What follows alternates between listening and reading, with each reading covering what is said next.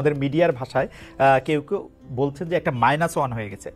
অন্তর্বর্তী সরকারকে নিয়ে কোনো -2 সংখ্যা কি আছে? কেন এই প্রশ্নটি উঠছে সেটি আমি বলি, যেটা কিছুটা আপনি আগেই প্রশ্ন করেছেন যে আওয়ামী লীগ আমলে কিন্তু আমরা দেখেছিলাম যে বেগম খালেদা জিয়ার চিকিৎসার জন্য বারবার বলা হচ্ছিল, কিন্তু 3.5 মাস পরেও বেগম জিয়া এখনো দেশে আছেন, তারেক রহমান সাহেব এখনো দেশে ফিরেন নাই।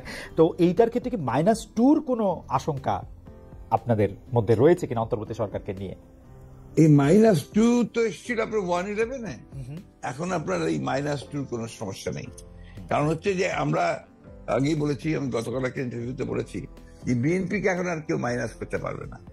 এক, 2 নম্বর হচ্ছে আওয়ামী লীগ যদি নিজেরা মাইনাস হয়ে গিয়ে থাকে তো সেটা তো আওয়ামী লীগ হয়েছে, কারণ সে দেশেই নাই, তার নেত্রী পালিয়ে গেছে।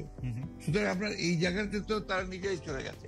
এখানে একটা জিনিস আমাদের সবসময় মনে রাখতে হবে যে রাজনৈতিক দলটি পলিটিক্যালি ব্যাংক্রাফট হয়ে যায়। আওয়ামী লীগ তো এখন আসলে পলিটিক্যালি ব্যাংক্রাফট একটা রাজনৈতিক দল। আমি আগে থেকেই বলছিলাম কথাটা আর কি। তার কোনো রাজনীতি নেই।